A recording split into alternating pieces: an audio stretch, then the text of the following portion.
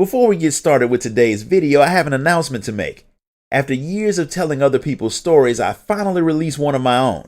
My novel Eternal Reign is available now in both ebook and paperback format for those of you who are like me and prefer to collect physical media.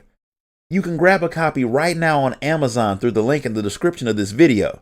And now back to our regularly scheduled program. The trip to Thavnir is great for those of you who've been there, but the rest of the Scions have to go through that very unpleasant bit of nausea and vomiting that the Warrior of Light, Urianger, and Thancred had dealt with on your first trip over there, so it takes them a bit of time to get fully ready to head to the Tower of Zot.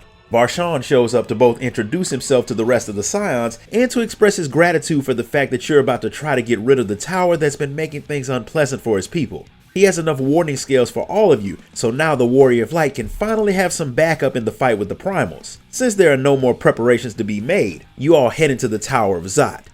The tower is not a place that anyone would book for a vacation spot, probably because it's filled with tempered Garleans and monsters that are trying to kill you.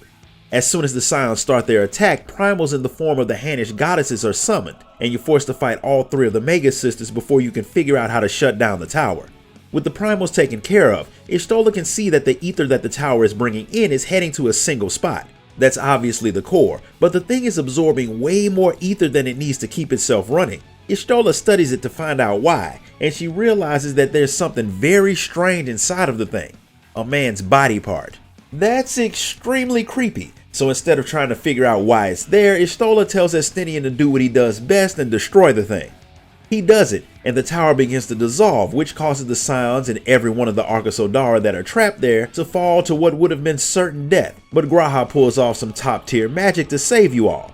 Due to the fact that he doesn't have access to the Crystal Tower, that type of spell knocks him unconscious. With everyone saved, that leads to the next problem.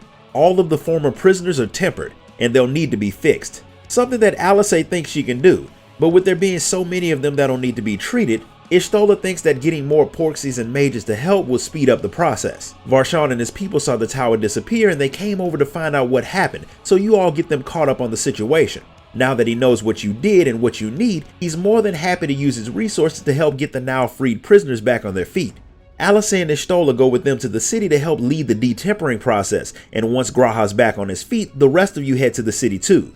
Since the tower is gone, the city of Razad Han is finally open to travelers. As confusing as it is trying to make your way through the place, they could have just left the gates open and it still would have been a hard place to attack. Once you and Estinian wander around a bit, you finally find your way to where the Scions are meeting in Vritra's room. That's where he gives you a proper thank you for dealing with the tower. A part of that thank you is enough warding scales to hopefully equip enough soldiers with what they need to handle the rest of the towers. After everything that Alphinaud saw happen between mortals and dragons, he can't understand why Vritra would suffer through having his scales torn off to help people, or even why he's living around them at all. The truth is, while he knew that his kind were fighting mortals, he'd seen simple people who showed him respect and smiled at him when he gave them advice, so he couldn't bring himself to hate all mortals despite the fact that Nidhogg's anger wasn't misplaced. He had just hoped that his brother's fight never bled over into his lands. Since he's kind of old, Y'shtola decides to ask the dragon if he knows anything about the final days. While he's old, he's not that old. The source had already been sundered when his father brought his children there after they fled the Dragon Star, and all he knows of what happened before was whatever Hydaelyn told him, which we all know that she's not exactly talkative when it comes to giving you useful information. So the only way you'll find out what the final days are will be if Hydaelyn tells you. Since waiting around for the goddess to give you hints won't help you stop Fandaniel or the towers, you all head off to collect your warding scales and move on.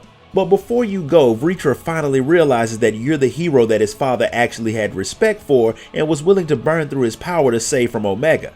While he's happy to actually meet this famed adventurer, he thinks there's way too much responsibility put on your shoulders. And with you being the center of so many cataclysmic events, it's very likely that everyone near you will not have a long or easy life. So before you leave, he tells you to take care of your friends, because the war ahead is going to be hard for all of you. And that's where we're going to stop for today. If you enjoyed this video, be sure to like it, comment, share it, and subscribe. Donate to the channel if you can, and I'll see you all next time.